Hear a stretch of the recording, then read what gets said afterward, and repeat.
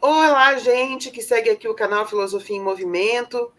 A gente está aqui para mais um Barraco Filosófico. A gente vai conversar com a Adriana Dias. Quem é a Adriana Dias? Ela pesquisou, talvez seja hoje, né, a maior pesquisadora sobre o nazismo e o neonazismo no Brasil e no mundo. Então, ela fez uma varredura, um levantamento, assim, muito interessante, que é muito importante para a gente daqui para frente, porque será uma luta árdua, né? Antes da gente continuar o nosso barraco, eu quero pedir para quem está assistindo a gente no canal Filosofia em Movimento para já se inscrever. Quem está chegando de paraquedas, se inscreve no canal, né? Encaminha o vídeo para os seus amigos. E para quem está ouvindo a gente na Rádio Madalena, que nós somos também um programa na Rádio Madalena, para onde eu envio o áudio do vídeo que a gente faz para o canal, né? Também vem conhecer aqui os outros projetos que a gente tem no canal Filosofia em Movimento. Então tá, antes de tudo, Adriana, obrigada, viu, por ter vindo falar com a gente. É um prazer estar falando com vocês, porque realmente os 4 últimos anos o Bolsonaro ajudou muito na nazificação desse país, de várias formas que a gente vai explicar e conversar hoje. A gente precisa ter forças e conhecimento para desnazificar, né? Desnazificar. E aí, Adriana, para a gente começar a nossa conversa, eu queria comentar, eu li uma entrevista que você deu para o jornal da Unicamp. E nessa entrevista... Quando eu defendi a tese? Quando eu defendi a tese. Deve ser, não sei se foi quando defendeu a tese, mas deve ter sido. Mas tem uma fala tua nessa entrevista desse jornal, em que você diz assim: quando eu comecei a fazer essa tese, essa pesquisa, todo mundo achava que era uma pesquisa menor, que bobagem, eu estava perdendo tempo com um negócio que já não existia mais, um negócio que já era, e que com o tempo foi passando e foi ficando claro o quanto que a tua pesquisa ela era atual, relevante, importante, e respondia por algo muito presente e real no Brasil, que é o neonazismo, né? Então, e no mundo também, né? Crescentíssimo. Qual é a diferença entre nazismo e neonazismo? Ou neonazifascismo? Por que eu estou te perguntando isso? Porque quando a gente fala que o governo da Ucrânia apoia os nazistas, a primeira resposta que a gente ouve de muitas pessoas, o comentário é: mas como se o Zelensky ele é de família judaica? Como que pode ser nazista, né? Então, parece que existe o neo, não é só porque é atual, mas porque tem uma modificação no próprio conteúdo, né? Na própria justificativa, nos próprios objetivos de exclusão do neonazismo. Então, qual é a diferença entre nazismo, o tradicional, e o neonazismo ou o neonazifascismo? Vamos pensar o seguinte: o nazismo ele foi um movimento histórico, né, que começou no período entre guerras, né, que tomou um Estado, né, a Alemanha, né, que se organizou seminalmente em torno do Partido Nazista dos Trabalhadores Alemães, né, que teve como chefe Adolf Hitler, né, que organizou-se a partir de leis raciais, principalmente as leis de Nuremberg de 47, e que construiu 2 guerras durante a Segunda Guerra Mundial. Uma guerra contra o mundo, né, que foi organizada e sistematizada pelo Eixo, e uma guerra contra os judeus. E isso é o nazismo, digamos. Ele foi vencido na Segunda Guerra Mundial, e mesmo vencido, ele deixou raiz. O neonazismo começou logo depois da Segunda Guerra Mundial, com a filha de Himmler, né, e tomando a frente de defender. A filha do Himmler. Ela começou logo depois o movimento neonazista da Alemanha. E, para quem não sabe, houve um oficial americano que foi lutar contra Hitler e voltou criando o Partido Nazista Americano, o ROK. Que conhecia, tinha alguma proximidade com a filha do Himmler ou não? Nada, nada. Ele simplesmente foi lutar na guerra contra Hitler, voltou hitlerista e criou o Partido Nazista Americano. Gostou? Ele gostou tanto que a segunda lua de mel dele foi no Castelo da Águia, onde Hitler vivia. É uma coisa assim que você olha assim e faz... Está na minha tese. Eu explico tudo isso na minha tese. E aí, como começa o movimento lá, não é crime, né? E é um grande problema você ter o partido nazista desde o começo, desde a criação do primeiro partido nazista americano, que foi quando o Rocker voltou, até hoje, graças à liberação do partido nazista americano, você tem 900 tipos de grupo nos Estados Unidos. Então, é grupo para caramba. Né? Você tem mais de 40 milhões de pessoas que são antissemitas nos Estados Unidos. Então, você tem um número imenso de pessoas que fazem parte de grupos supremacistas nos Estados Unidos, em centenas de grupos. Aí, quando ele montou esse grupo, ele comprou uma Kombi, que ele chamava Hate Bus, esse rocker, esse que voltou nazista da luta, e começou a andar pela América falando que os negros tinham que voltar para a África, que os LGBTs tinham que morrer, e começou a fazer um discurso contra todos os indesejáveis da lei de Nuremberg. Ele foi entrevistado em 68 por um jornalista da Playboy que era negro. Ele é muito desrespeitoso com o jornalista, claro, né? Vocês imaginam, né? E aí ele monta o Partido Nazista, e uma das pessoas que é incluída nesse partido, é muito importante vocês gravarem esse nome, é o William Pais, que é o professor de física, com doutorado em física nuclear, que, é a pessoa mais, que era a pessoa mais inteligente do Partido Não Nazista. Esse William Pais, ele escreve um livro sob pseudônimo, que é um livro chamado Diário de Tânia, onde ele escreve como os nazistas poderiam derrotar, destruir o governo americano e montar um governo nazista lá nos Estados Unidos. Aí um dia, um grupo de jovens e adultos entre 21 e 60 anos resolvem montar um grupo chamado A Ordem ou Irmandade Silenciosa para fazer esse livro virar realidade. Então, eles começam roubando os sex shops, eles acabam roubando um carro forte do FED, do Banco Central Americano, e eles fazem uma lista de pessoas que vão morrer, eles assassinam, inclusive, um jornalista judeu, e com esses assassinatos e roubos, eles se tornam inimigos públicos número 1 do FBI. O FBI monta uma operação para ir atrás deles, um deles se fecha numa fazenda, atira contra o FBI granadas e diz que só vai sair de lá ou morto ou se falar com a imprensa. Chamava Bob Mateus.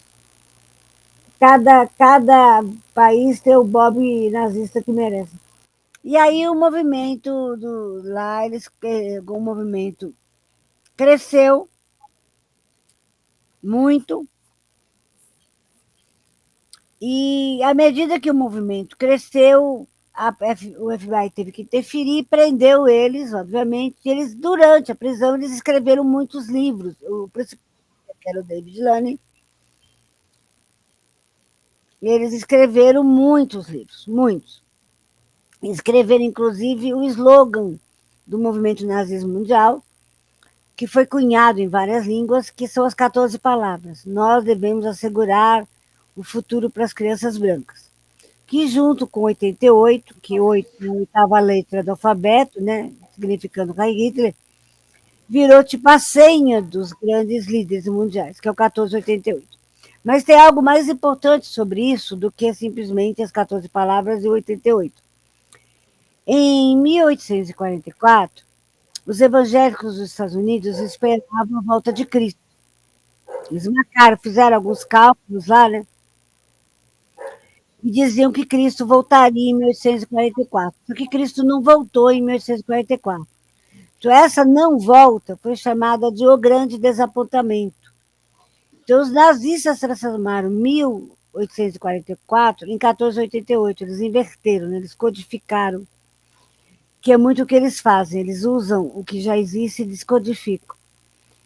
Então, ao codificar o 1844 para 1488, eles criaram um código nazi, que foi utilizado pelo David Laney para, por exemplo, tirar do 8º capítulo de Hitler, do Mein Kampf, as 14 palavras. E o que eu fiz na minha tese? Eu mostrei como é que decodifica texto nazista. Então, eu pego textos, por exemplo, dos protocolos que o David Gilani escreveu e decodifico. Então, por exemplo, existem alguns protocolos que vão sendo levantados a partir de determinadas palavras e fazem determinados grupos não nazistas postarem na internet ou fazerem movimentos na vida real. Então, logo depois, quando começou a campanha eleitoral, o primeiro protocolo que foi levantado foi maçonaria. Depois veio o protocolo pedofilia, depois veio o protocolo. E aí eles vão levantando protocolos e vão surgindo questões, vídeos, grupos falando disso. É tipo como o apito para cachorro, né? Que o Alessio Exatamente. O Alessio já explicou aqui para o pessoal. Exatamente. E aí teve a fala do Bolsonaro, aquela fala que ele levou 4 dias escrevendo, que as pessoas falaram que ele levou 1 dia escrevendo cada palavra. Na verdade, aquela fala foi escrita pelo Steve Bannon, não tenho dúvida nenhuma, porque aquela fala decodificada, ela fala especificamente de um protocolo que é religião cristã branca. Então, todos os grupos se levantaram para falar de religião cristã branca e fizeram acenos hitleristas, entendeu? Que evocavam religião cristã branca. Grupos neonazistas. Adriana, Fala. Um dos argumentos deles é dizer assim, como é que são nazistas se existem negros que apoiam? Mesmo, como chama? Sérgio Camargo. O Sérgio Camargo. O fato de existirem negros ou LGBT que apoiam não quer dizer absolutamente nada, porque, veja, o oprimido, quando não conhece a própria história, ele apoia o opressor. Isso Paulo Freire já explicou muitas vezes, entendeu? Então, veja, gente, quando Hitler ele fez as leis raciais de Nuremberg de 47, no dia seguinte, Dachau estava aberta e matou 40 mil pessoas. Todas as pessoas que podiam ser ameaças ao regime. Negros, judeus, padres, freiras. Agora, havia pessoas, até o dia anterior da Dachau, LGBTQI+, negros, que duvidavam que isso ia acontecer e apoiavam o regime. Muitas dessas pessoas votaram em Hitler.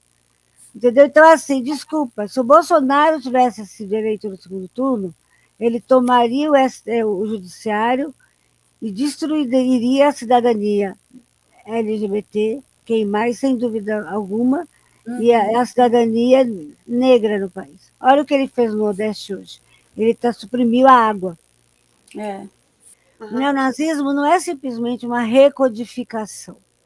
Ele vive de remanescências. Por exemplo, David Gilani, ele fala que o neonazismo e o nazismo, ele suspende a noção de pessoa.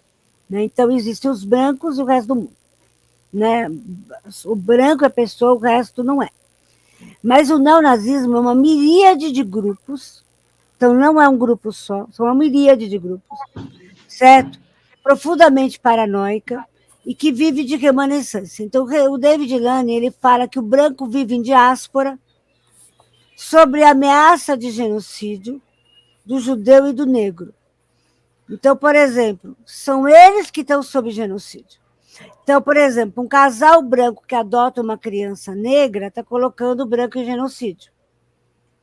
Um jogador negro ou um artista negro que tem sucesso está colocando o branco em genocídio.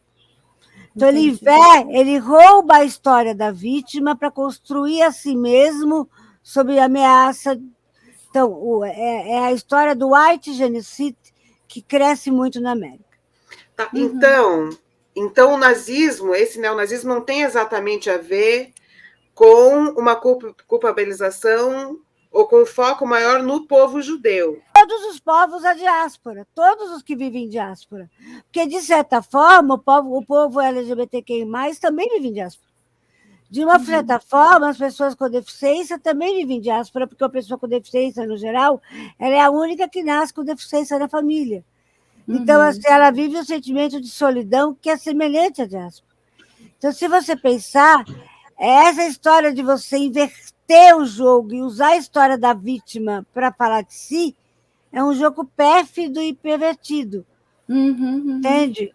Então, essa suspeição da noção de branco, de pessoa, entende? É que é a grande questão. Então, existe o branco e existe o resto do mundo. Deleuze tem uma frase maravilhosa sobre isso, que ele diz, do ponto de vista do nazista, do racista, o nosso crime é não ser igual a ele. É como se o branco fosse o começo, o meio e o fim. E o meio, diria o Raul Seixas. O Raul Seixas. Início do filme. Entendeu? Então, veja, isso é absurdo, porque, veja, a diversidade humana, o Levi-Strauss escreveu um texto maravilhoso, que é a Raça História, quando ele foi convidado para fazer os textos sobre a democracia racial, que ele descartou. Veja, houve um escritor que defendia a branquitude em 1908, que diz que os negros tiveram uma oportunidade maravilhosa na escravidão de ter contato com a civilização através da escravidão. Olha que coisa horrorosa de se dizer. E os neonazistas, eles dizem isso, que através da escravidão, os outros povos tiveram contato com a civilização, porque só os brancos produzem civilização. Isso é uma loucura, porque, na verdade, o que produz civilização, diz Levi-Strauss, é o contato, é a troca, é a mistura. Né? E é exatamente isso, a diversidade é que produz civilização. Entende? Então, essa negação da diversidade humana, seja por pessoas com deficiência, ciganos, eslavos, culturas religiosas múltiplas, diálogo interreligioso, então você substitui a diversidade humana pela violência política. É isso que o branco faz. Então, o nosso grande desafio no governo Lula é vencer a violência política, entendeu? Que foi apedrejadamente, digamos assim, mantida pelo Bolsonaro através desse discurso inflamatório. Que o Bolsonaro ele faz o tempo todo um discurso inflamatório. Se não é com a fala, é vestido a camisa do Lázio, que é o clube de futebol que fez mensagens e materiais horríveis sobre Anne Frank, por exemplo.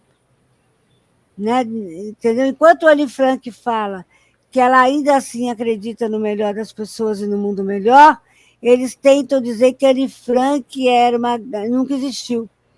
Por quê? Porque o 11º ponto do genocida é sempre negar o que ele fez. Como o Bolsonaro faz aqui, dizendo, imagina, gente, eu comprei vacina, eu não matei ninguém. Porque o genocida, ele não precisa só destruir, ele precisa negar que destruiu. Ele precisa apagar os rastros da destruição. Como a Casa da Morte em Petrópolis fez, como o Araguaia fez. Porque no Araguaia se sequestrou crianças, mas também se sequestrou e apagou os rastros das crianças desaparecidas. Então, nós temos muito que limpar nesse país de memória de ditadura, em Vargas, a ditadura do Bolsonaro. E como disse o Gregório, nesse último sobre a desnazificação, não sei se vocês viram, ele usou minha pesquisa como referência. Muito bom. Talvez a gente tenha que voltar a 1500. Eu vi. Isso, ele termina porque assim. Nós temos. Vamos voltar a 1500. Porque, veja, o que a gente fez com os indígenas, com os povos imaginários, quanta coisa a gente tem que a gente tem que dizer que a gente fez e que a gente não. Como assim, Comissão da Verdade, né? Sabe, como é que um cara que diz que o Ustra é um herói não foi preso imediatamente? Talvez se ele tivesse sido preso naquele momento, a gente não tivesse vivido esses anos tão difíceis, né? Diga, querida. Eu queria te perguntar, sabe o quê? Quando é que você escreveu a sua tese e quando que você acha que você começou a ser ouvida? Essa é uma ótima pergunta, veja. Em 2002 eu era a louca, né? A louca. A louca mesmo, estou falando a louca mesmo, gente, porque foi assim, eu comecei a fazer a pesquisa e eu voltei para casa, achei de cara alguns sites neonazistas, de cara eu achei assim, de primeira vez eu achei uns 300 sites neonazistas. porque era Alta Vista naquela época, a internet era muito diferente. Né? Então, eu voltei para casa depois da primeira vez que eu ouvi falar em revisão. Uma pessoa estava fazendo uma matéria sobre identidade judaica e identidade gay, e alguém falou na sala dos professores de Santa Catarina, o que é o dono da editora Revisão, e o pai da governadora. Eu soube dela, foi assim que eu comecei, sabendo da existência desse senhor. E aí ele falou, olha, tem 2 professores lá em Santa Catarina que gostam de negar o Holocausto. Eu fiz, como é que é? E eu falei assim, gente, como assim essas pessoas estão negando o Holocausto? Daqui a pouco eles vão negar que a Terra é redonda. Olha só. E aí eu cheguei em casa, eu sou programadora, eu fui no Alta Vista, achei um site neonazi rápido, revisão histórica, denunciei, ele saiu do ar 2 dias depois. E aí eu fui no código-fonte. Aí eu achei link para vários sites neonazistas do mundo, e um deles era os 100 sites neonazistas mais legais do mundo. Aí, desses sites, eu achei outros sites, eu comecei a botar banco de dados. Depois, quando eu cheguei no mestrado, eles estavam migrando para fóruns. Ou seja, eles não estavam mais fazendo sites individuais dos movimentos. Eles estavam começando as pessoas discutindo em fóruns. E aí a minha pesquisa começou a ir para fóruns. Por que eu comecei a ir para fóruns? Porque o Milton Nascimento fala que o cantor tem que ir aí onde o povo está. E como antropóloga eu falo, o pesquisador tem que ir aonde o objeto está. Né? Então, assim, se o objeto estava em sites, eu ia em sites. Se o objeto migrou para fórum, eu ia para fórum. Né? Óbvio. Isso em 2002? Não, eu comecei para fóruns em 2005, que foi quando eles foram para fórum. Tá. Então, eu criei um e-mail anônimo e rastreável, num dos muitos lugares que tem e-mail rastreável, e entrei nos fóruns internacionais. Muito bem, gente. Fiquei lá, observando. Não me apresentei como pesquisadora, porque eu não sou louca, porque senão ninguém fala, né? Criei um alter ego não nazista, só um alter ego de uma pessoa que sabia muito do movimento. Então, eu chegava para uma pessoa e falava assim, oi, fulana, você viu o que fulano falou de você lá, não sei aonde? Aí essa pessoa chegava para mim, esse é um mentiroso, ele é detestável, ele deve ter judeu ou gay na família. E aí ela me contava a história inteira do fulano. Que assim, normal, às vezes você usa algum artifício de fofoca para fazer as pessoas falarem, né? Ainda mais em grupo nazista. É verdade que você falou que não sei quem falou, porque tem um site maravilhoso na internet que é a verdadeira história do movimento neonazista supremacista branco. Então, ali tinha muita fofoca. Então, eu usava as fofocas dali para fazer pergunta de um para o outro. É verdade que fulana se separou de fulano? É verdade que você falou que fulano é gay? Aí eu mandava e-mail, eu tenho esses e-mails até hoje. E aí descobri que tinha umas pessoas que diziam que tinham vínculo com o neonazismo americano, mas não tinham vínculo com tudo, era tudo garganta, né? O povo gosta muito de dizer que tem vínculo com isso, vínculo com aquilo. Aí eu sei quem tem vínculo e quem não tem, porque eu conversei com os neonazistas em fóruns americanos, alemães. A família Bolsonaro tem um vínculo explícito ou é implícito? A família Bolsonaro, veja, 2 filhos do Bolsonaro têm vínculos com grupos neonazistas americanos claros. E outro, na verdade, muito claro com o Proud Boys. O Moro já tirou foto com líderes de Proud Boys. O Moro tirou foto com eles. E assim, eu tenho provas que a família Bolsonaro tem vínculos fortes com grupos neonazistas estadunidenses há muito tempo, e inclusive ano passado eu achei o vínculo mais forte, que foi a carta. Né, a carta. Depois que eu achei a carta, para mim, tudo que parecia coincidência virou projeto, né? A carta diz, vocês são a razão do meu mandato, né? Eu acho que aí não tem mais dúvida. Inclusive, porque no site, no maior site, porque apareceu em 3 sites, né, a carta. Aí, vejam só, a coisa mais... que assim, eu estava me preparando para dar uma aula na Universidade de Minas Gerais, num evento. Eu falei, vou levar para o evento um site antigo, que é o Barralho 88, do Paraná, Porque as pessoas estão acostumadas com os sites de hoje, com a internet de hoje. Eu falei, não, vou levar um site da época do Alta Vista, porque ninguém tem ideia de como era a internet, os meninos de hoje, de como era a internet de 2002, quando tudo era mato e eu comecei a pesquisar site neonazista, né? Vamos combinar, gente. Quando eu comecei a pesquisar em site neonazista, tudo era mato, né? Tem um professor do Rio Grande do Sul que ele falou assim, procurei no Google sites neonazistas e eu só encontrei a Adriana Dias. E ele acha que é assim, que escreve sites neonazistas na internet que aparece o site. Não é assim não, gente, desculpa, não é assim que acha não. Até porque é crime em vários lugares, eles não podem estar assim, né? E aí ele falou que eu devo usar uma forma mais sofisticada. Claro que uso, né, gente? Sou programadora, pelo amor de Deus. Inclusive porque procuro na Deep Web também já, desde 2009 eu já procuro na Deep Web. Sou uma das poucas que usa a Redditor para achar site neonazista. Colaboro com o Ministério Público, dou aula para o Ministério Público. Então, desculpa, gente, aqui não é procurando no Google que acha, né, gente? Por favor. Um pouco menos de mediocridade não faz mal a ninguém. Esse professor do Rio Grande do Sul, inclusive, ele adora falar mal de pesquisa de mulheres sobre o nazismo. Eu, a Adrit e a Maria Tucci fomos criticadas, talvez porque ele seja um pouco misógino. Em 2007, pouco antes de eu começar o meu mestrado, o Lani morre. Aí eu resolvi pesquisar a biografia do Lani no doutorado, né? Porque eu falei, o maior líder neonazista americano morreu, foi transformado em Deus, quase um rito, e vamos pesquisar esse cara. E aí eu percebi que começaram a colocar em células. Eu fiz, eu vou pesquisar as células.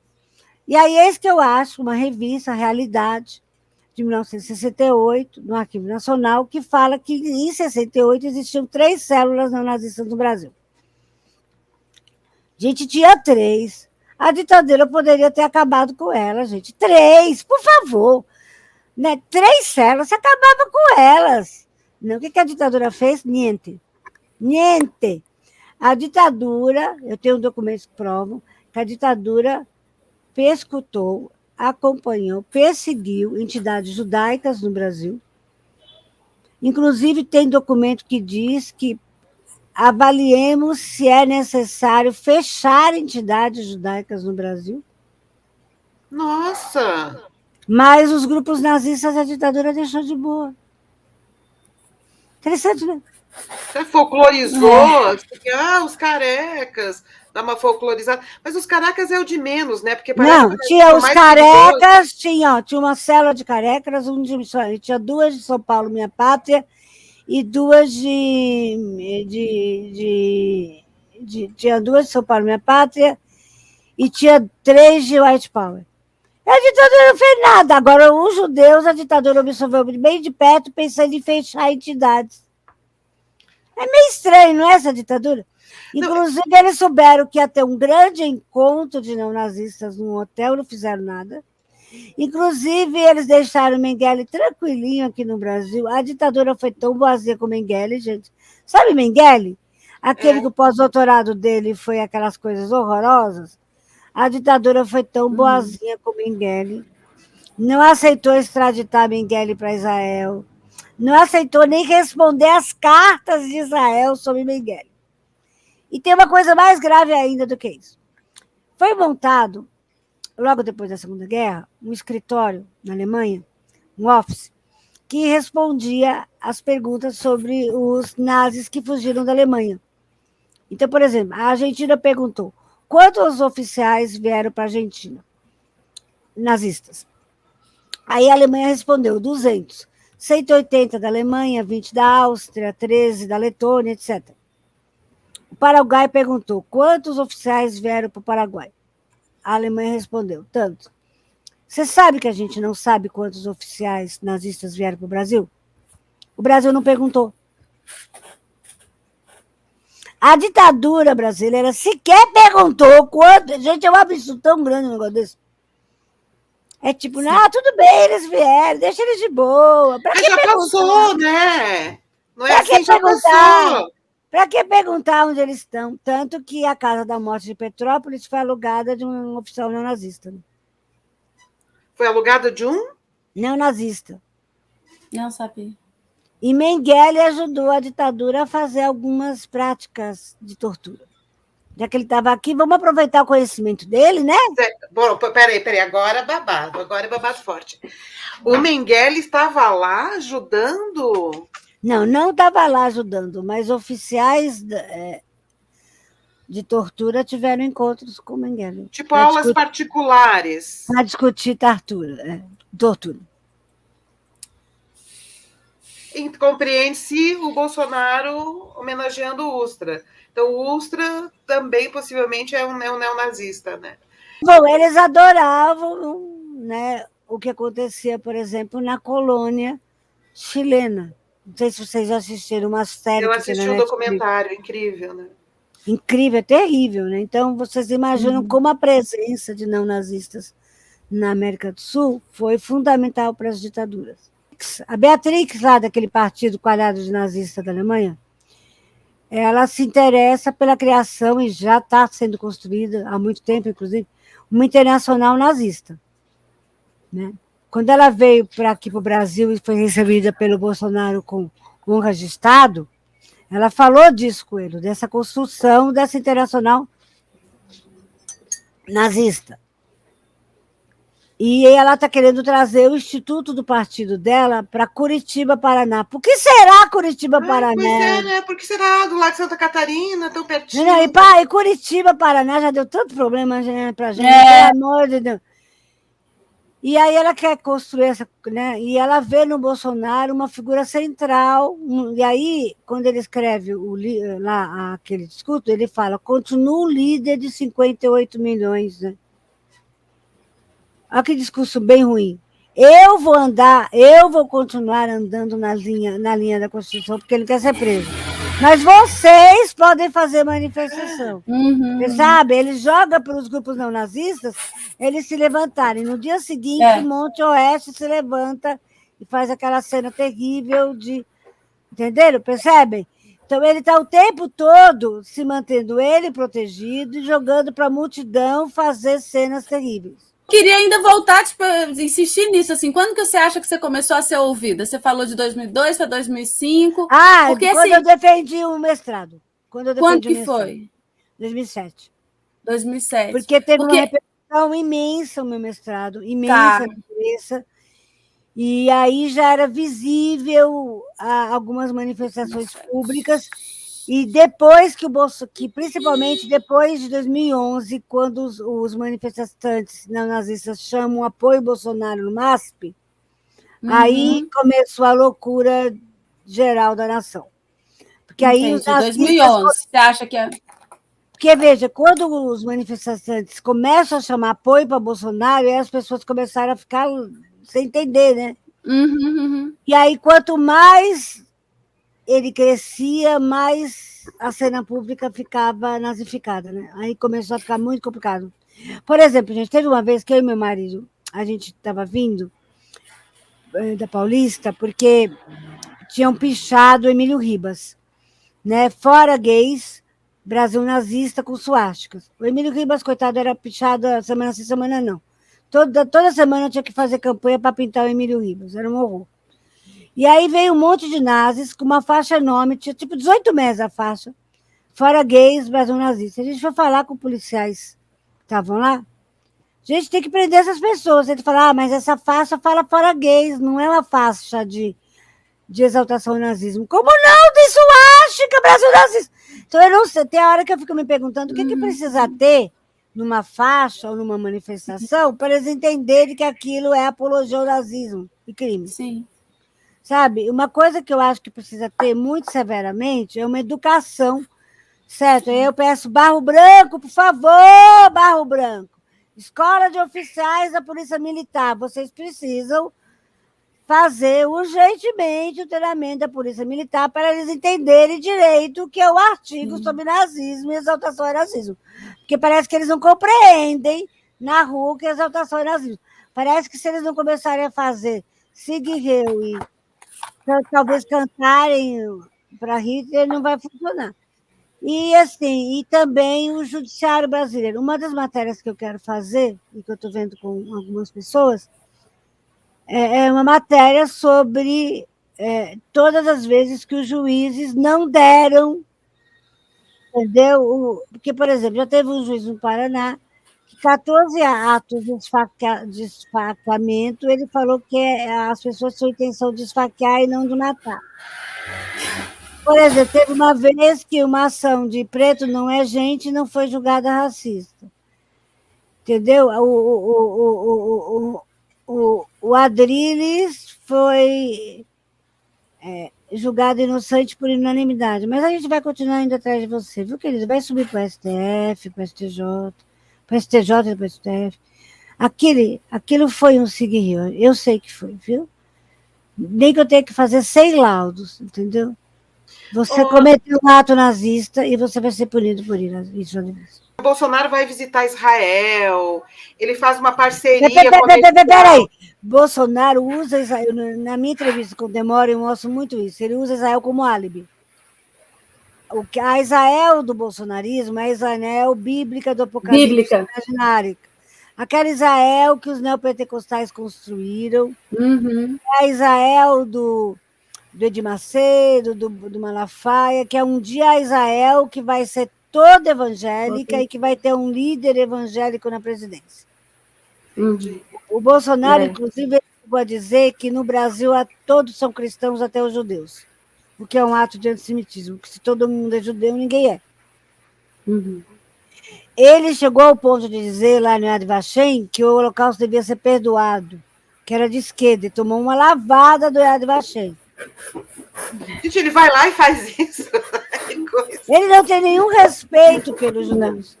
Ele usa os judeus, ele usa como álibi. Na superfície ele usa, e aí lá no submundo ele continua mandando os apitos de cachorro, porque ele precisa do grupinho dele, que desde 2014 ele apoia lá nos sites. O site que... Só falando, o site onde ele tem a carta, Fernanda, é um site que tem a editora Revisão inteira, todos os livros antissemitas, livro que nega o Holocausto, um link para o Hezbollah, um link para os grandes sites neonazistas do mundo, link com entrevista para neonazistas. Entendeu? É uma coisa assim, absurda. Para você ter uma ideia, o apoio dos neonazistas ao Bolsonaro é tão grande, mas tão grande, que quando ele fez esse discurso curtinho, e os primeiros neonazistas fizeram aquela manifestação, aquela do que fizeram o gesto nazista para a bandeira, uma neonazista espanhola tentou vir para o Brasil para apoiar a Isabel Fidalga. O apito apitou alto, né? O apito apitou bem alto. Entendeu? Ela é muito conhecida. Ano passado ela falou lá, lá na Espanha que todo o problema do mundo é judio. Você pode procurar. Tem uma entrevista dela no canal chamado O Nacionalista. E ela não conseguiu passar por Frankfurt. A gente, entendeu? Foi uma confusão. A inteligência teve que ser avisada no Brasil para essa mulher não entrar no Brasil. É que ela não conseguiu sair, aí ela desistiu. Imagina, tem grupos espanhóis e grupos portugueses tentando entrar no Brasil para apoiar os neonazistas aqui. Tanto que você vai ver, nessa última prisão, tem um nazista português, e tem um deles tem mais de 10 assassinatos nas costas desde 2009. Você está vendo o nível de impunidade ao neonazismo no Brasil? É uma coisa absurda. Tem gente que está esperando o tribunal de júri. Um deles, o advogado, era o Adriano Bretas, irmão do Bretas da Lava Jato. Eu queria saber por que um cara que é irmão de um juiz da Lava Jato está defendendo nazista. Alguém sabe explicar por quê? Porque eu não sei. Então, eu vou dizer para vocês, eu estou numa fase de investigação que eu quero entender por que o advogado do cara é irmão do juiz da Lava Jato. Você está indo para o jurídico, né, Adriana? Sua pesquisa? Eu quero... A gente ainda espera achar umas coisas que expliquem umas coisas bem feias. Eu não tenho medo de ninguém, não. Eu não tenho rabo preso com ninguém, não, viu?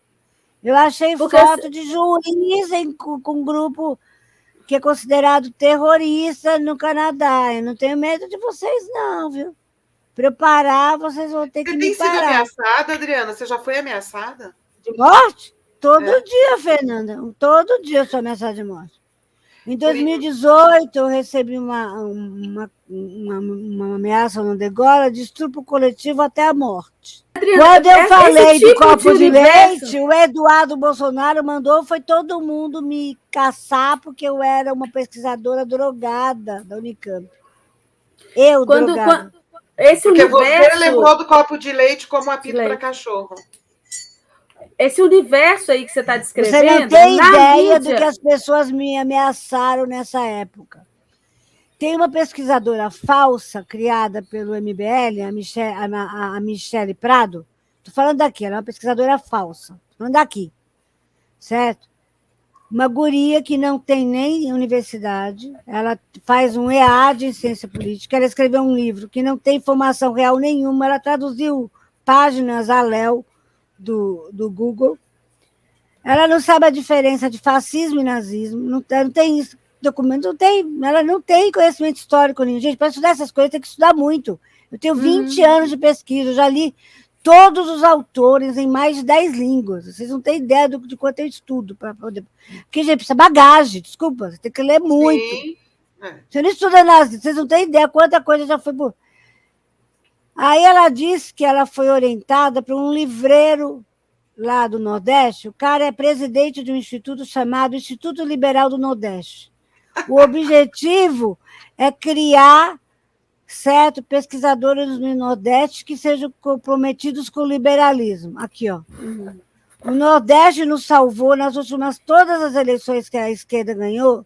Quem nos salvou foi o Nordeste. Por que querem criar o Instituto Liberal do Nordeste mesmo? O Nordeste está salvando o Brasil faz tempo, né? Então, por que querem criar um Instituto Liberal? Vou atrás desse Instituto Liberal do Nordeste, vamos ver quem são as pessoas que compõem a diretoria, para vocês entenderem por que esse livreiro ajudou essa a criar. Quando eu falei que o livro dela não prestava, porque ela foi criada pelo MBL, o MBL inteiro me ameaçou de morte. Eu fiquei tão estressada que eu entrei em coma 2 dias depois. Caraca! É muito fácil lidar com essas pessoas, gente. Vocês não têm ideia.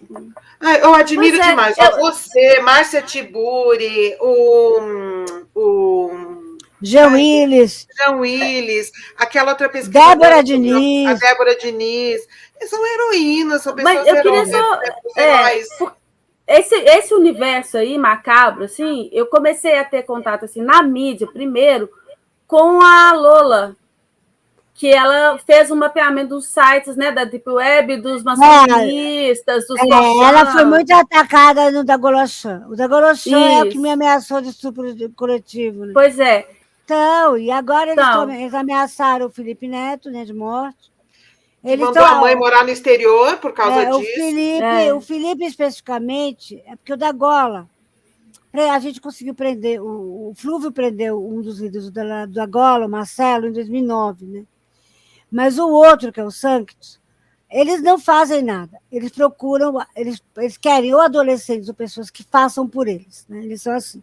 Eles fizeram Suzano, eles fizeram Realengo, eles fizeram Saudade, Guaianazes, e agora eles estão querendo quem faça Felipe Neto. E eles pedem assim, quando o Felipe Neto for almoçar num restaurante, envenenem a comida do restaurante e matem o maior número de pessoas junto com eles. É isso que eles estão pedindo para matar o Felipe Neto. Eles são psicopatas, né? E eles querem que pessoas façam por eles. É assim que eles agem. O Sanctus age assim. Então ele dá uma lista de pessoas que têm que ser mortas e eles falam assim, envenenem a comida de um restaurante quando essa pessoa for comer. Ou, sabe, é psicopatologia de um nível de... E eles têm um grupo. Na sua expressão. É o nazifascismo sendo nazifascista. E eles têm grupos no Telegram de voluntários. Aí a gente tira o grupo do Telegram e abre outro. Porque o Telegram não dá o nome do usuário. Ele apaga e diz, o grupo não existe mais. Gente, é uma loucura.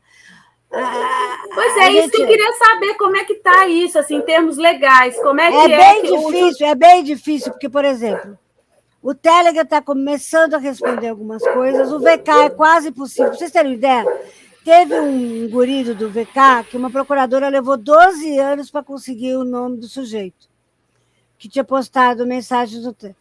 Aí ele chegou para a juíza e disse que ele não tinha a menor ideia de como as imagens nazistas dele foram parar no VK, porque ele não fala russo. Eu tive vontade de dizer, realmente, as imagens foram sozinhas, cantando igual os Arãozinhos da Branca de Neve. Eu vou pro VK, agora eu vou. Porque, gente, é muita cara de pau. Eu não tenho ideia de como as mensagens foram para lá. Ah, pelo amor de Deus. Você leva 12 anos para quebrar o sigilo de um sujeito, ele ganha 4 anos de dosimetria de pena, porque é a pena máxima para nazismo. Ele cumpriu 1 ano e meio. Desanima, gente. Fala que desanima. 4 anos? É a dosimetria máxima. A gente precisa mexer na lei de racismo, entendeu? Você falou que não tem regulamentação para o fascismo, né? Só nazismo. Aí ele chega para o delegado e diz, eu não sou nazista, eu só sou fascista. Aí ele é liberado, porque fascismo não é crime. Gente, vamos combinar, que é difícil, né, Alessio? Fala sério. Aproveitar que você chamou o Alessio, vamos abrir ele para fazer o pacotinho de perguntas. Leva 400 anos para prender o cara, ele fala, não, eu não sou nazista, não, eu só sou fascista. Com baixos teores de alcatrão e nicotina, Adriana. É muito difícil. Eu sou light. Entendeu? Você tem vontade de esmurrar a mesa quando você ouve o cara falar isso. Querida, me socorre. Na Constituição de 34, eu tenho ela aqui na tela, só para lembrar o nosso público. De 34? Aí, e a lei de Vargas de 38? Os judeus e os outros indesejáveis. Eu quero analisar contigo a Constituição de 34, porque eu creio que ela abre um veio que é um dos focos do teu trabalho, se eu não estou enganado. Então vamos lá. Um pacote, eu vou fazer 3 questões aqui, daí você trabalha como considerar melhor, tá, Adriana? Vamos lá. Só abrir aquela Constituição de 34, ela está na tela, diz assim... Adoro trabalhar com Constituição, vamos embora. Artigo 138 incumbe a União aos estados e aos municípios nos termos das leis respectivas. Item B. Estimular a educação eugênica. Pois é. Na Constituição brasileira da primeira metade do século XX. Porque nós vivíamos um momento eugênico no mundo. Né? A grande questão é que Hitler foi aplaudido na Alemanha quando ele fez as leis de Nuremberg. Ele foi capa da Time, gente. Um grande homem. Ele fez o que ele teve a coragem de fazer o que ninguém fez. O que ele fez? Esse ano, essa semana, dia 21, a gente tem a vergonha de comemorar a construção do campo de Warburg, na Alemanha, em 40. O terceiro campo que esterilizou e assassinou pessoas com deficiência. E que não, por acaso, foi o campo onde Olga Benário foi morta. Então, essa semana, dia 21, a gente comemora a construção lá em Warburg do terceiro campo que foi feito para matar, esterilizar. Então, Hitler primeiro esterilizou 400 mil pessoas com deficiência e depois ele matou 200 mil. Nós fomos o laboratório do Holocausto. Eu, como mulher com deficiência, eu olho isso de uma maneira assim, é o meu povo, sabe? É o meu povo. As pessoas com deficiência são o meu povo. As pessoas com doenças genéticas são o meu povo.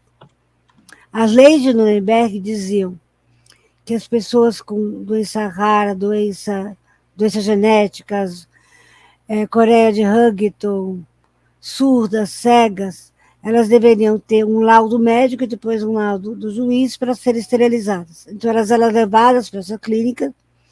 Num primeiro momento, eles usaram injeção, alguns médicos se recusaram, depois era tiro, as enfermeiras se recusavam a limpar, e aí veio o gás, porque era mais limpinho.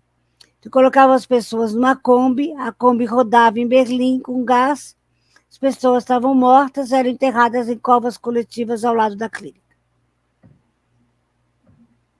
Nós fomos o laboratório do Holocausto. E depois envia cartinha para a família, né, dizendo que morreu na clínica. Mas que morreu de pneumonia, de tifo, de gripe, de, sei lá, do que fosse, de qualquer mentira que um médico assinasse. Foi assim que começou o Holocausto. nos corpos das pessoas com deficiência, nos nossos corpos. Eu não posso aceitar de jeito nenhum, sabe, falar dessa pesquisa sem falar de que nós, pessoas com deficiência, fomos o laboratório do Holocausto, porque eu honro as vítimas. Que vítimas? Todas. Pessoas com deficiência, LGBTQ+, ciganos, comunistas, sindicalistas, nós fomos o laboratório. Quando o Dachau foi construído, no dia seguinte das leis de Nuremberg, Trotsky virou sionista. Por quê? Porque quando ele viu as leis de Nuremberg, ele falou, não dá mais. Aqui acabou, não dá mais. Todos, ele falou, tem que ter um Estado palestino e tem que ter um Estado judeu, tem que ter um Estado para cada povo que se autodetermine povo. A eugenia, não quer dizer só os mais puros, mas os mais verdadeiros, ou seja, é o branco se colocando como o verdadeiro humano. De novo, a suspensão da noção de pessoa. E se a gente não lutar contra isso, o mundo acaba. Quando eu comecei a minha pesquisa, a primeira coisa que eu coloquei para mim mesma é que eu ia honrar as vítimas. Que não existe pesquisa sem honrar as vítimas. E aí, a primeira coisa que eu fiz foi para ir para o Bom Retiro, onde eu nasci, ouvir vítimas do Holocausto. E uma das senhoras que eu ouvi, ela tinha perdido um marido e 2 filhos em Auschwitz. Um deles, um bebê de 2 meses, que foi arrancado dos braços delas e jogado na câmara de cremação. Um bebê de 2 meses. A primeira coisa que ela viveu em Auschwitz foi sentir o cheiro do bebê dela queimado de 2 meses. E ela olhou nos meus olhos e disse, Adriana, eu nunca tive vontade de casar de novo e de ter outros filhos, porque eu já perdi os filhos que eu tive. Eu não tenho vontade de reconstruir minha vida, porque eu não tenho mais vida, porque eu não sobrevivi a Auschwitz. O que você vê aqui é um fantasma. O que você pensa depois de ouvir isso? Desculpa, você não pensa mais nada.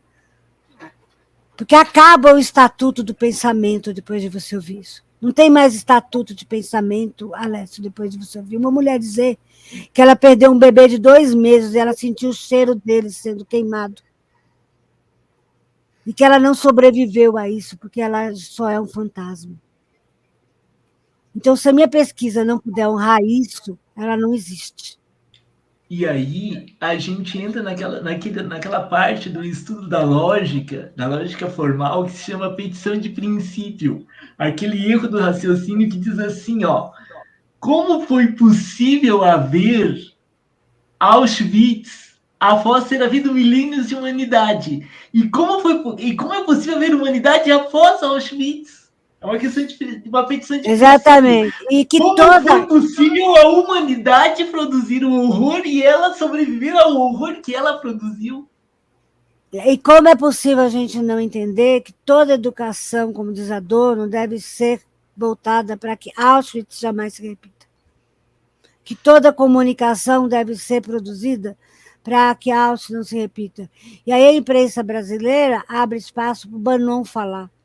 Abre imprensa para os nazistas falarem. Houve hoje jornalistas que queriam entrevistar os neonazistas presos em Santa Catarina. Gente, Adriana, eu não posso, desculpa, eu tenho vontade de cortar os pulsos quando o jornalismo brasileiro quer ouvir os nazis. Desculpa.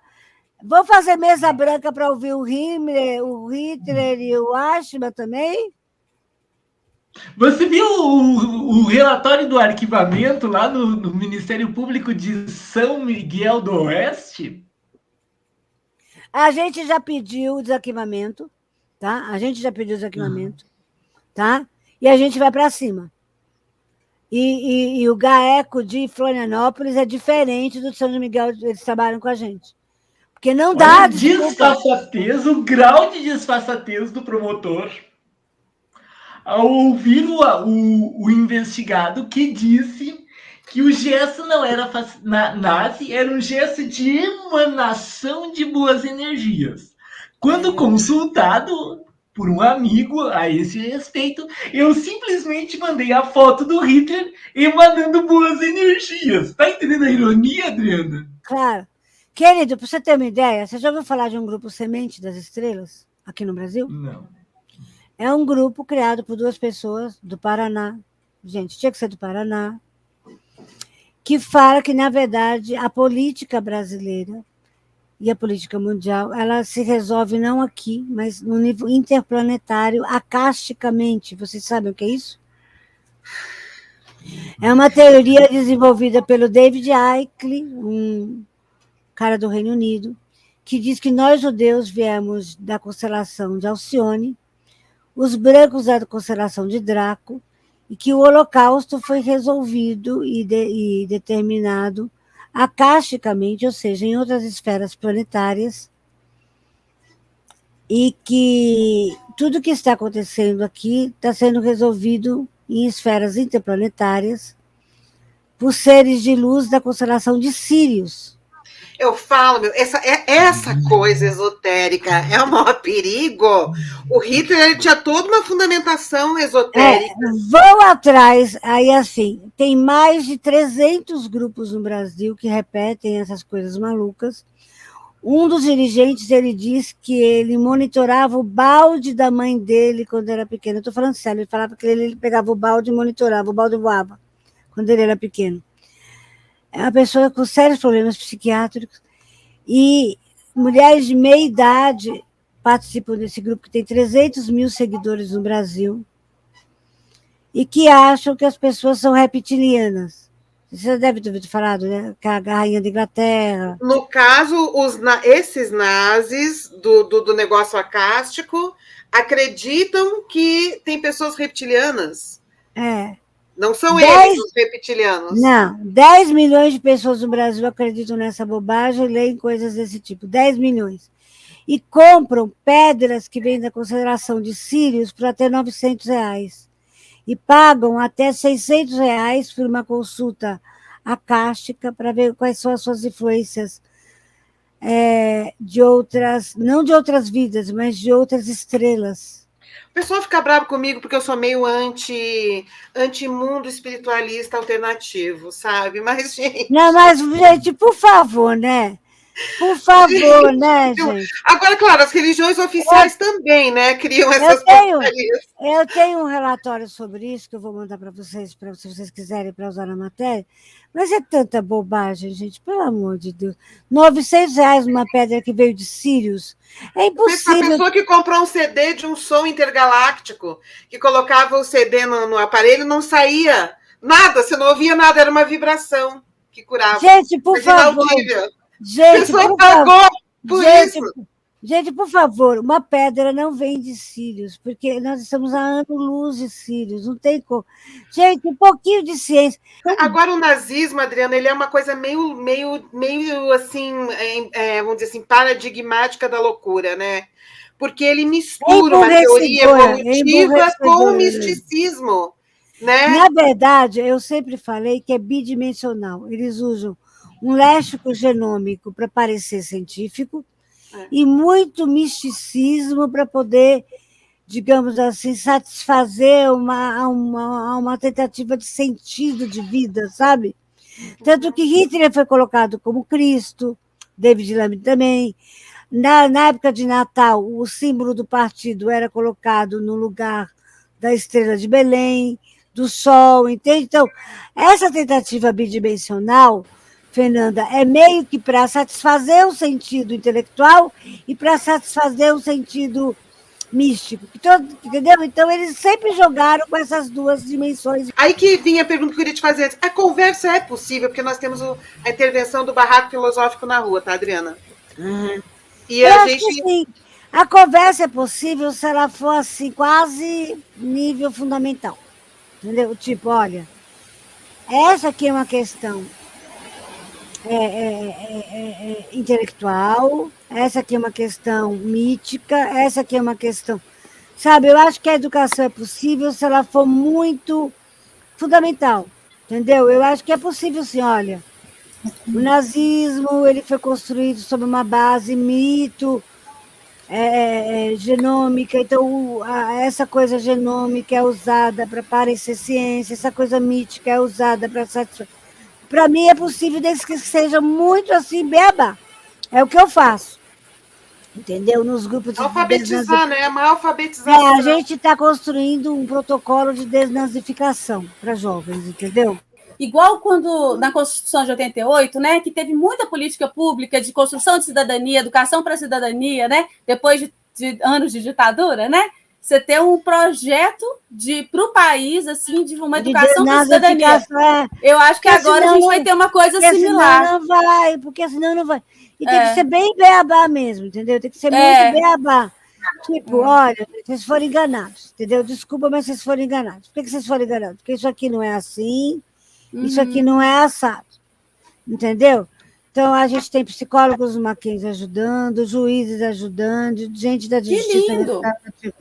A gente tem que fazer também a transliteração cultural para o Brasil, obviamente.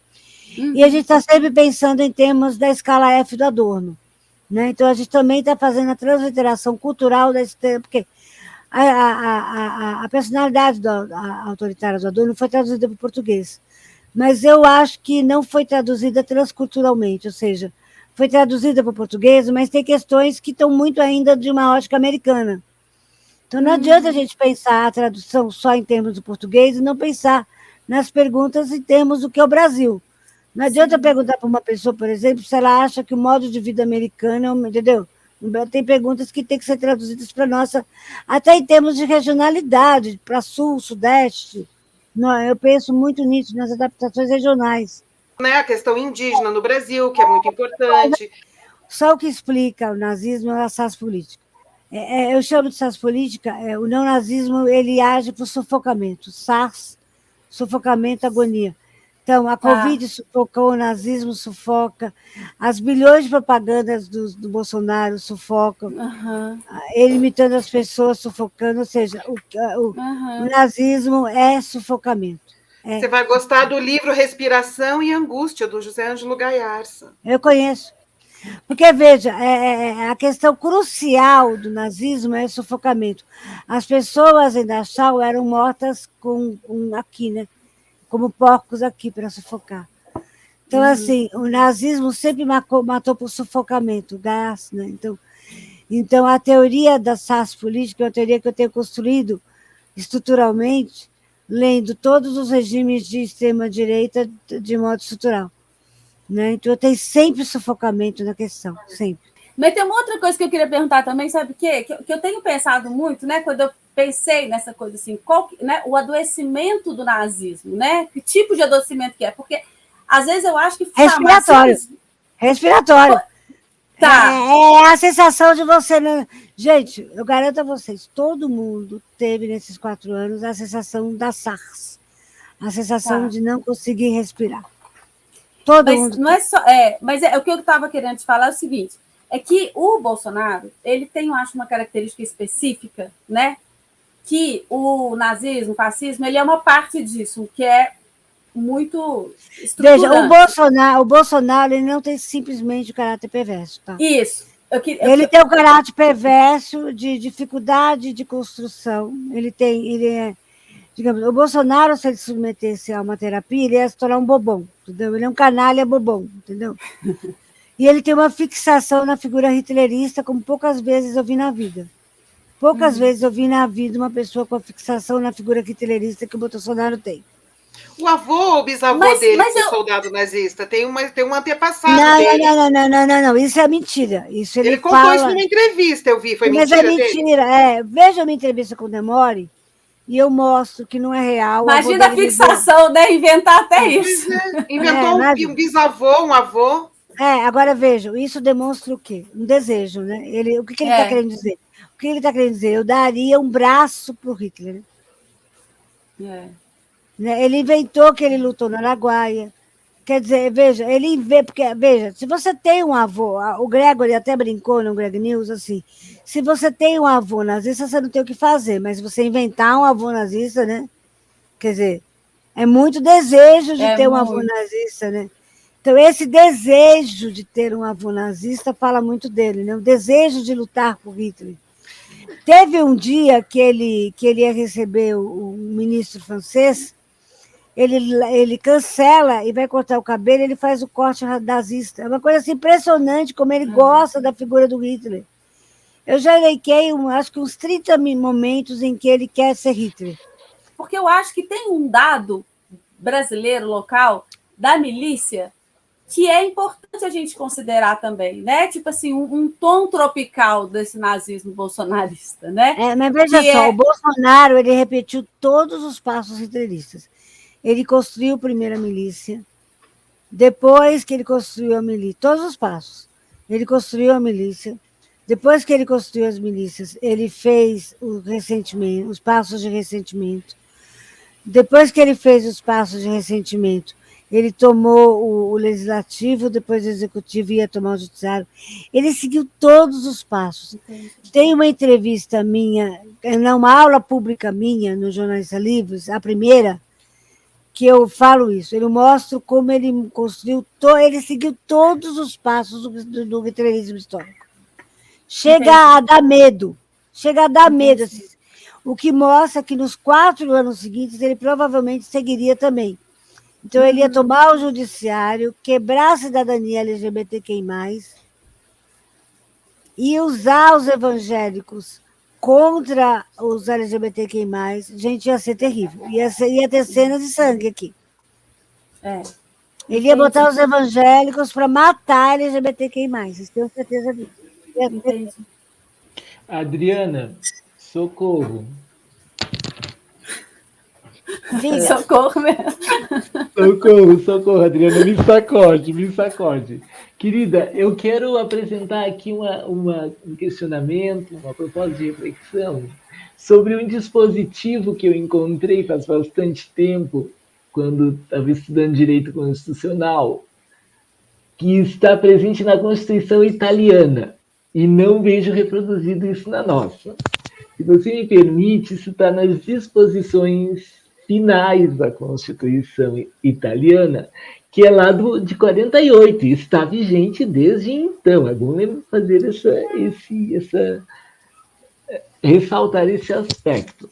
O que diz o dispositivo está na tela, eu gostaria de ter a permissão de vocês para lê-lo.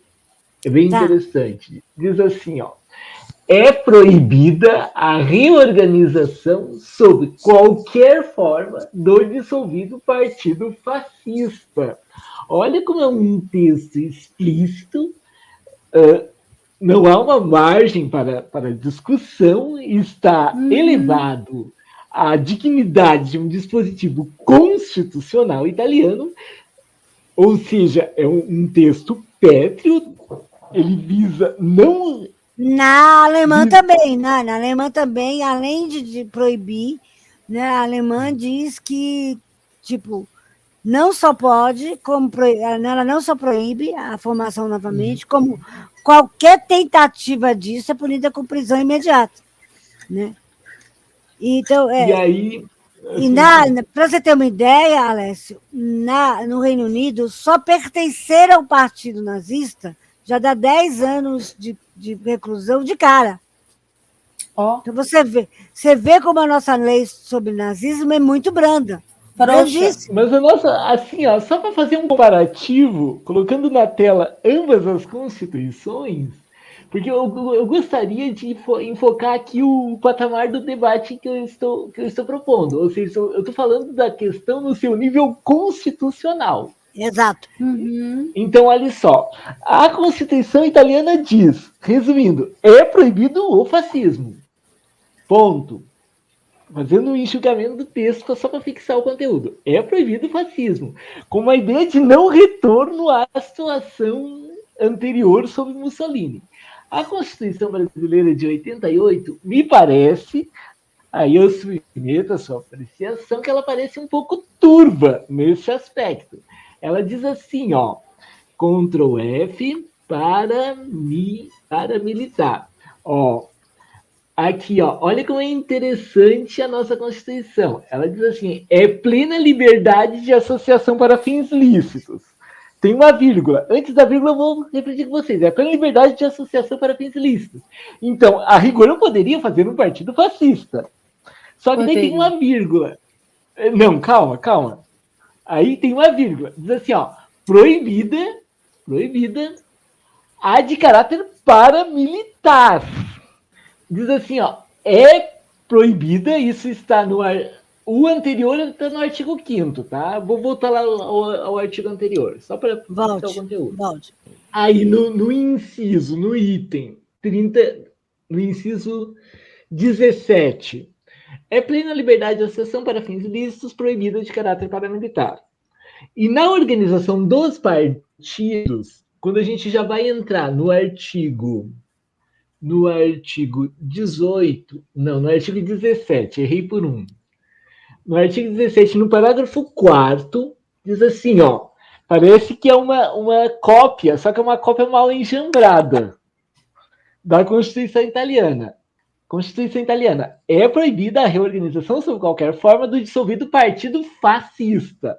A nossa Constituição diz assim, é proibida a utilização pelos partidos políticos de organização paramilitar. Então, ainda que tenha um conteúdo fascista, parece que não há um óbice constitucional, há uma janelinha na nossa Constituição para o fascismo, Adriana. Por favor, me socorre. Não, e, por exemplo, há uma janelona, né? Porque, veja, se eu considero eu considero o Bolsonaro utilizando para limitar, quando ele usa milícia. Você não considera que ele esteja usando a milícia? E aí eu quero fazer aqui ao brilhante trabalho que a jornalista fez em o negócio do Bolsonaro, ela provou que ele construiu uma milícia com corrupção e paramilitarismo. Eu estou falando da... Vocês sabem de que eu estou falando, estou tentando lembrar o nome dela aqui. O negócio de Bolsonaro é o título? O negócio do Jair. É o livro. O negócio do Jair. Essa jornalista, ela construiu, mostrando como ele construiu a milícia, né, Juliana Dalpiba. Isso, a Piva, ela mostra como ele construiu, né, uma milícia paramilitar. É paramilitar, porque ele utiliza ex-policiais e ex-membros das Forças Armadas. Como assim? Se ele utiliza isso, isso aí não é confrontadamente um problema com esse artigo constitucional, com essa questão? Mas, olha só. E eu acho que aí é motivo para dissolver o PL, sinceramente. Tem motivo aí para... Então, Adriana, e aí a grande questão atônita que todos nós ficamos, por que é que as coisas não, né, essas prisões não acontecem? Você acha que o Alexandre de Moraes vai ter coragem? Se não fosse o Alexandre de Moraes, eu acho que nós estaremos mortos a essa altura. Exato, o Alexandre, Mas vai para frente, agora está todo mundo... Vai. Eu acho que o Alexandre sabe muito bem até onde ele tem que ir. Mas a questão não é até onde ele tem que ir. É que, assim, estão sendo aquelas comissões para discutir violência política, mas eu acho que a gente vai ter que também, a gente vai ter que ir para a rua. Né? Eu acho que não vai ser só eles que... E acho que mais juristas vão ter que se manifestar, viu, Alessio? Porque está muito difícil. Por exemplo, algumas subsidiárias da OAB vergonhosamente pediram punição para o Alexandre de Moraes. Vocês viram isso? Você viu isso, Alessio?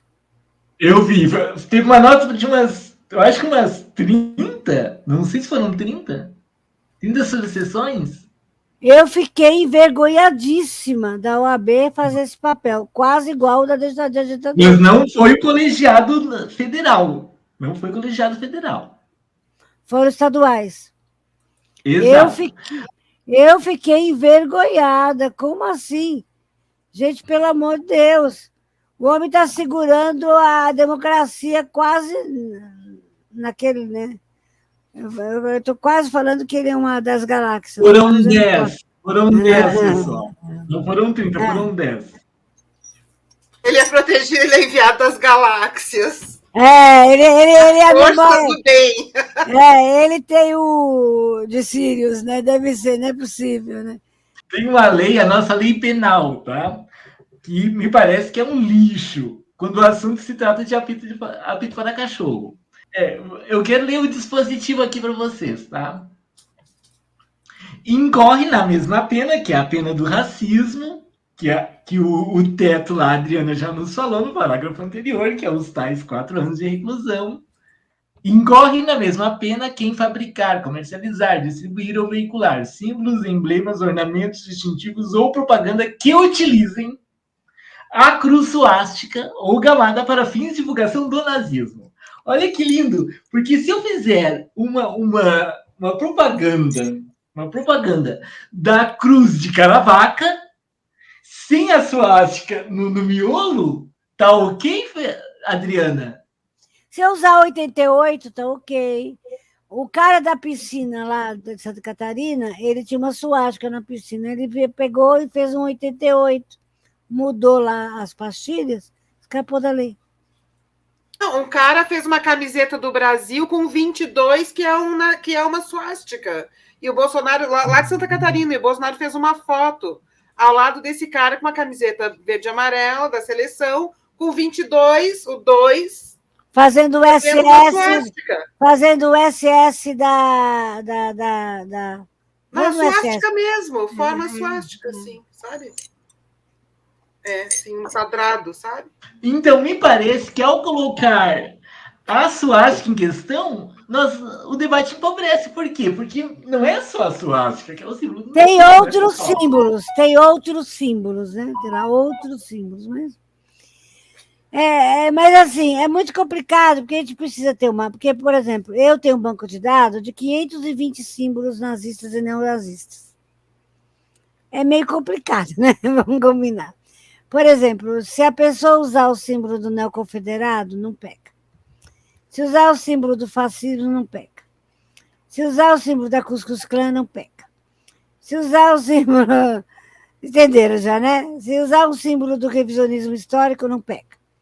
Se usar o símbolo de negação do Holocausto, não pega. Se usar o símbolo de morte de LGBTQI+, não pega.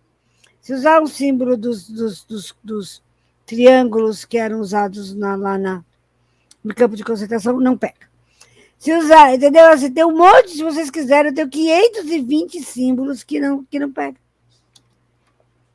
E aí, vamos lá, vamos combinar. A lei específica, 2 símbolos, suástica e cruz gamada.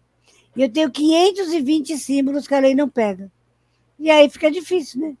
Porque aí o juiz lá de Monte Oeste Paulista vai sempre poder falar o símbolo que eles usaram não estava na lei. Adriana, se a gente se empenhar, conseguimos diminuir, colocar eles num cantinho, deixar eles ali no freezer? Eu acho que se a gente se empenhar, a gente consegue pelo menos respirar ares democráticos daqui a 4 anos. Vamos lá. Daqui a 4 anos vai ser fundamental, né? Tão fundamental quanto foi agora. Eu só queria apresentar um pensamento aqui, ó. Com o fascismo e as suas variantes, né? Mais ou menos... Nada de tolerância. O descalabro da nossa democracia é que nós tenhamos um fascista de carteira assinada na urna, com possibilidade de elegê-lo. Exato. O que me leva a outra pergunta para a Adriana. Eu acho que quem gosta, sabe que o Bolsonaro se identifica, tem algo ali, ou de machista, ou de racista, ou de fascista, ou de nazi mesmo, né? No extremo, sim, assim, nazista. É o Adorno, né? Falando, a sociedade elegeu. Exato, a pessoa se identifica. Aí, mas pessoas que me cercam, Adriano, dizem assim, imagina, as pessoas são ingênuas, elas não sabem que ele é nazista. Eu acho que de algum, mas sabem que é machista. Mas sabem que é racista. Aí voltamos para a escala F, né, Adorno? Exato. Voltamos para a escala F. Adriana, eu sou só de direita, mas eu não sou nazista. Tem uma coisa que eu acho que é muito importante a gente guardar. Quem não quer ser chamado de nazista não se fantasia de nazista. Uhum. Né? Então, eu acho que isso é uma coisa fundamental. Então, Bolsonaro se fantasiou de nazista por 4 anos, escreveu passagem nazista, disse que eles são a razão do mandato dele. Então, botou o ministro... Fizeram performances nazistas explícitas. O secretário da Cultura. Vestido de Goebbels. Então, assim, quem não quer ser chamado de nazista não faz isso. Desculpa. Entendeu? Não chama a neta do ministro de Hitler para... E aí ele ainda teve a cara de pau de dizer que ele nem sabia quem ela era, que ela não pode... É verdade, né, gente? Agora a Casa Civil, todo mundo entra assim, né? Chega... É muita... Teve muita mentira para negar o nazismo, né? Mas, em 2011, os nazistas em São Paulo fizeram um ato promocional. Então, a gente não pode esquecer que ele foi muito apoiado por nazistas. Então, as pessoas não podem dizer que não sabiam que ele era nazista. E se teve um nazista na urna, entendeu? Foi porque foram muito tolerantes com a ascensão do nazismo no Brasil. Eu acho que o nazismo no Brasil está associado à mentalidade do senhorzinho, do escravocrata, da escravidão. Do colonialismo, exatamente. É. E há pontos muito importantes em alguns lugares, que vão vir aí na minha pesquisa de coisas que a gente descobriu. Eu acho que Vargas foi fundamental, enquanto ele namorava com o nazismo, né, para alimentar o nazismo no Brasil. A gente não pode esquecer que a gente entregou Olga grávida de 7 meses para a Gestapo. Essa é uma prova cabal de que a gente namora com o nazismo há muito tempo. Tá? Um beijo no coração de vocês.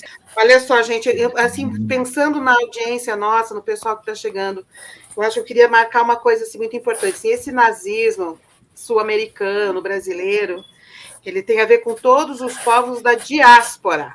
A Adriana marcou bem. Então, não é uma coisa anti-judeu, é uma coisa anti-judeu, anti-negros, anti-indígenas, anti-mulher também, e anti-ciganos, anti todo mundo que não é... Branco. Homem branco, hétero cis. Exatamente, o homem branco, aquele para que o mundo já criou naturalmente todos os apoios. Porque a escola é feita para o homem branco, a universidade é feita para o homem branco, a primeira universidade é feita, o primeiro emprego é feito para o homem branco. Tudo é feito para o homem branco, tudo é pensado na nossa sociedade para o homem branco. Até a questão do doente mental, né? Que foi, como você falou, foi o laboratório do extermínio, né? A deficiência. Estavam querendo recuperar de novo, né? Desconstruir toda a política para a doença mental que foi desenvolvida ao longo dos governos Lula, né? De um atendimento humanizado, de não isolar essas pessoas em hospício. Não, o Bolsonaro falou várias vezes, né, na pandemia, não, mas quem morreu é porque tinha comorbidade. Tipo assim, se já era doente mesmo vale menos, né? A vida dele vale menos. O ministro da Educação falou que há pessoas com deficiência inconvivíveis. Ele falou, há pessoas com deficiência inconvivíveis. Né? Inconvivível é ele, que anda com uma arma na pasta e quase matou uma funcionária no aeroporto. Inconvivível é ele, que não sabe manejar a própria arma que ele guarda na pasta. Ele vem dizer que nós é que somos inconvivíveis. E o Olavo de Carvalho não era só um fascista enrustido, no sentido de esconder a palavra, mas ele também era um nazi, né? Sim, tanto que ele sempre defendeu que o nazismo era de esquerda, exatamente para poder criar essa confusão. E os governos estaduais que compraram livros do Olavo de Carvalho e colocaram em bibliotecas, para mim, são tão responsáveis pelo que a gente vive hoje, como as pessoas que propagam essas ideias absurdas. Sim. É isso. Porque eu acho um absurdo você gastar dinheiro em livros que fazem revisionismo histórico. Negação da Adriana, onde anda e o que faz Elvanger? Onde anda, ele anda negando o Holocausto, ele anda vendendo livro da editora Revisão, ele anda ele anda vendendo, doando os livros dele lá em Santa Catarina para esses grupos. Esses grupos estão distribuindo livros. E eles têm grupos no Telegram chamado Biblioteca Antissemita, onde eles botam os livros em PDF. Gente, vocês não têm ideia do trabalho que eu tenho. Eu denuncio o Scribd, eu denuncio... Aí, por exemplo, quando teve o levante lá em Santa Catarina, eles distribuíram o livro para a população. Eles botavam os livros para as pessoas receberem em PDF. Aí você imagina, a pessoa começa a ler esses livros, aí elas acham que é verdade, aí manda para o primo, aí manda para o tio. Vocês viram um cartaz que saiu em Santa Catarina, que era o branco quebrando as correntes? que é tirado do nazismo mesmo, de 1941. Isso foi distribuído em todas as cidades de Santa Catarina, todas. E aí, assim, a gente, a dor de cabeça que eu tenho é eterna, porque a gente tira um grupo, surge 14. Aí, né, aí a gente monitora esses grupos, aí a gente, às vezes eu mando até o CPF já para a pessoa né, que vai investigar. Porque a gente. Mas é muito lento, porque, veja, você tira um grupo, surge 50. Você tira 2, surge mais 100. No Telegram, que eu falo, no VK ou no Facebook. A velocidade com que você tira os grupos é muito mais lenta do que eles são criados em redes sociais. Porque, na verdade, as próprias redes sociais deveriam se manter mais saudáveis. Gostei muito de você falar isso, dessa coisa deles pegarem, perverter, né, a coisa de falar assim, que é o branco que está em diáspora, né? Porque essas narrativas que surgiram, né, o tempo inteiro no governo Bolsonaro, nesse universo paralelo deles, era sempre inverter a coisa, né? Então, quando você entra no discurso deles, quem é de esquerda que é intolerante, quem é de esquerda que é intolerante, o Bolsonaro que quer acabar com a mata, acabar com tudo, mas o pessoal não deixa ele governar. É sempre, eles invertem tudo, assim, acontece a coisa muito rápido, e aí acontece uma versão paralela fazendo essa muito rápido. E é muito rápido, porque a Damares tinha um banco de dados de Zap muito grande, que ela construiu muito bem, né, com as licitações. Então, na verdade, quem tem o grande banco de dados é a Damares, né? Eu falei disso numa live com o Leonardo do Nada de Novo sobre o Front. Eu mostrei como eu descobri que a Damares é que tinha o banco de dados. Ela deu ela fez uma pregação em 2013 numa igreja, e aí ela entrega como é que ela montou o exército silencioso dela. E aí eu fiquei, gente, foi assim que ela criou. Foi através da bancada evangélica e através das licitações públicas. Mentindo para caralho, né? Sem vergonha, né? Na primeira ela faz uma fase de 10 mil améns, 10 mil aleluias, depois ela mente para caralho e depois ela conta o que ela fez. E o que é impressionante para mim, ela mente tanto que ela fala que ela foi ordenada pastora muito cedo. Eu só acredito nisso quando eu vejo o papel de ordenação dela pastora. Inclusive, eu não sei nem se ela chama Damares, eu quero a certidão de nascimento para ver se o nome dela é Damares. Muito bem. Olha só, eu quero agradecer demais, viu, Adriana, por você ter vindo. Obrigada, Alessia. Obrigada, Rê. Eu quero mais você no canal, Adriana. Volte sempre. Obrigada. Então, até semana que vem. Se inscreva no canal, vejam o canal, contribuem aí para o nosso trabalho no canal Filosofia em Movimento com o Pix, que está aqui embaixo passando, tá? Na barra. Então, beijos a todos. Beijo, gente.